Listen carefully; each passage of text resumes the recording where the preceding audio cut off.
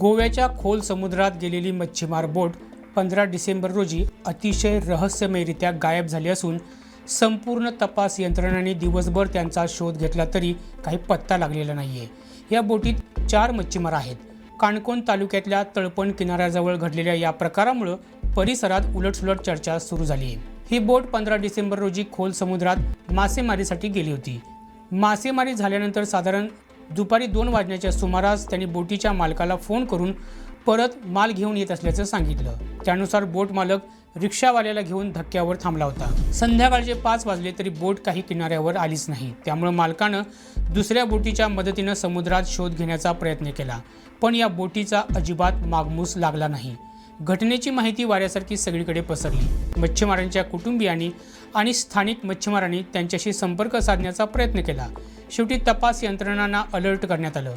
पोलिसांनी लगेच बोट आणि हेलिकॉप्टरच्या मदतीनं तपास कार्य सुरू केलं, मात्र त्याचा काही देखील उपयोग झालेला नाहीये। अखेर या बोटीच्या बाबतीत नेमकं काय घडलंय हे कोणालाच अद्याप समजू शकलेलं नाहीये।